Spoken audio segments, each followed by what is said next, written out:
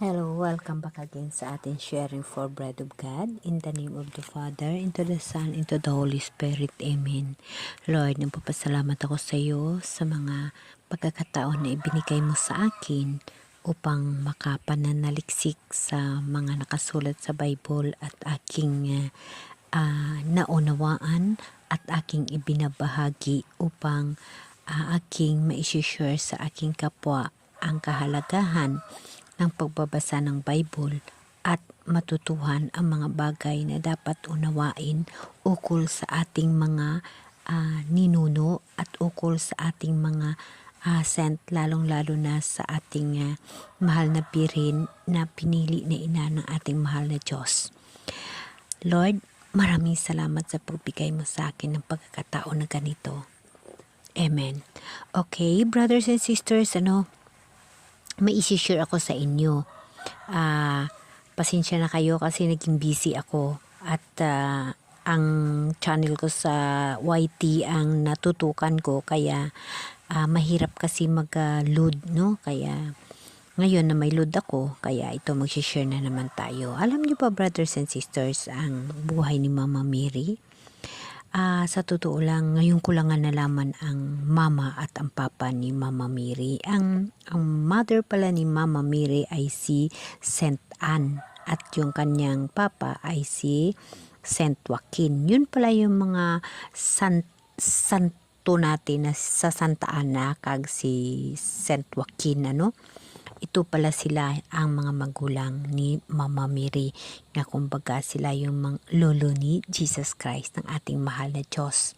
So, hindi pa naman na ipinanganak si Jesus na plano na ng mahal na Diyos ng Heavenly Father na si Mama Mary ang maging nanay niya dahil si Mama Mary ay isang banal din dahil si Santa Ana at si Joaquin ay hindi ito makaanak pero dahil din sa utos ng mahal na Diyos sa kanyang plano upang mailigtas ang buong mundo kaya si Santa Ana at si Saint Joaquin ay nagkaroon ng anak na yun ay si Mama Mary.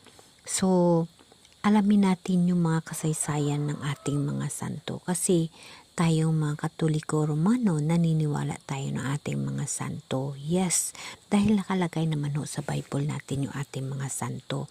So si Saint Joaquin, ito siya yung patron ng mga lolo, mga lula, mga tatay at saka yung tinatawag na yung mga lalaking hindi makaanak, no?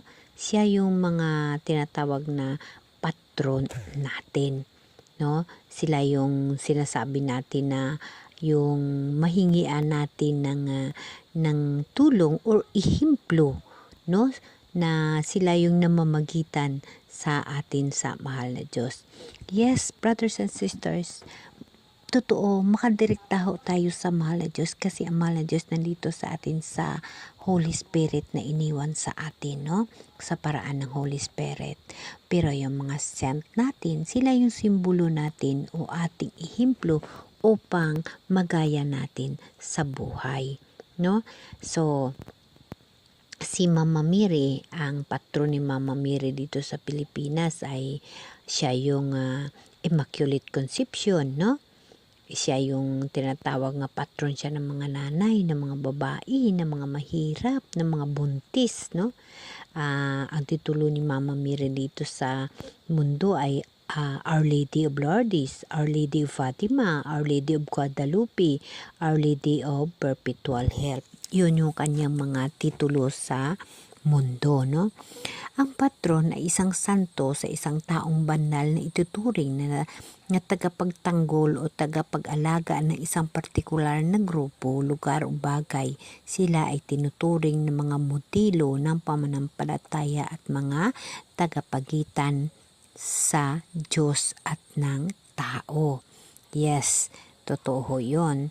Kasi, di ba, hindi naman sa atin magpakita si Lord Jesus Christ, kasi pag magpakita sa atin si Lord Jesus Christ ay mapataytan tayo, hindi natin kaya makikiharap sa ating mahal na Diyos.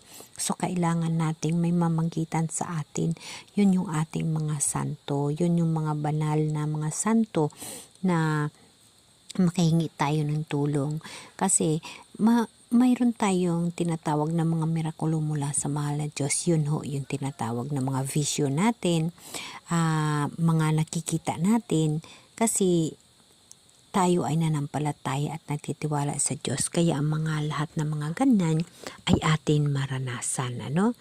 So, ang konsepto ng patron ay hindi direktang binabanggit sa Biblia, ngunit ang ideya ng mga santo at ng mga taong banal na nagtataguyod sa mga tao ay makikita sa ilang mga talata ng Biblia natin.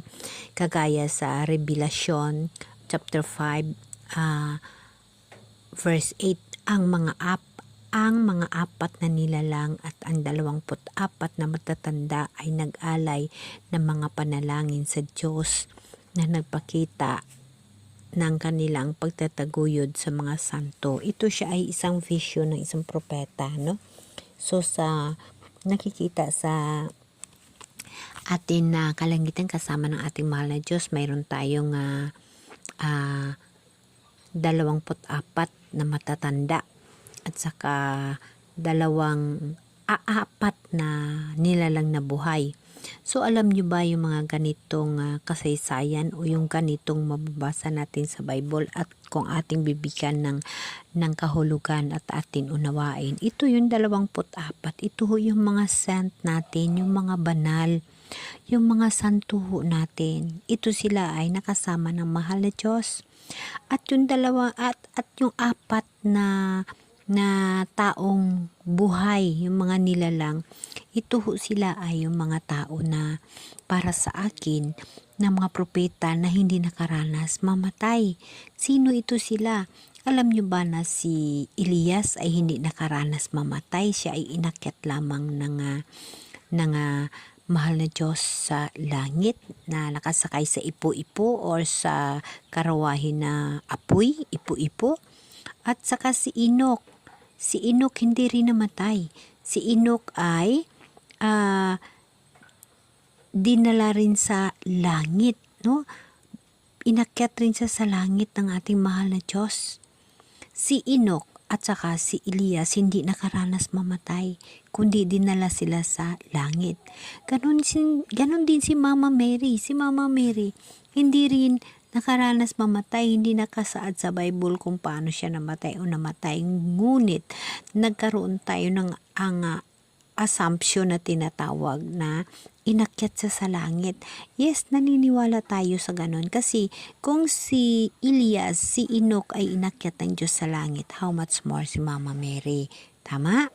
So dapat natin laging tatandaan na ang ating mahal na ina ay espesyal sa mahal na Diyos, kasi siya ang nanay, siya yung pinili, So lagi nating tatandaan yung mga bagay na ito, na dapat natin alamin yung kwento ng buhay ng ating mga santo at yung ating mga banal, para magiging isa sila sa ehemplo ng ating buhay at makamtan rin natin ang buhay na walang hanggan.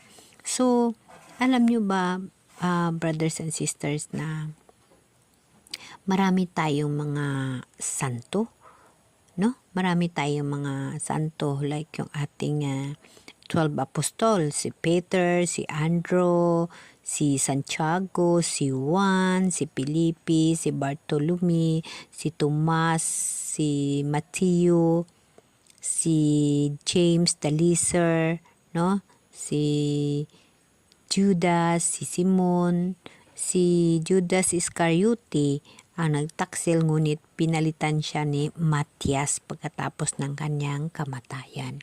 So yan, dapat natin alamin ang mga bagay na yan. So dito sa Pilipinas, mayroon tayong santo na si San Lorenzo, San Pedro Calungsod, Santa Isabel, kag si Santa Ignacia, At sa buong mundo, si Santa Teresa, si Santa Faustina at si San Francisco, si Santa Maria, no?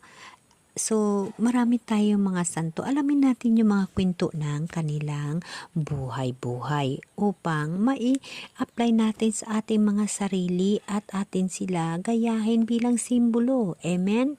Amen.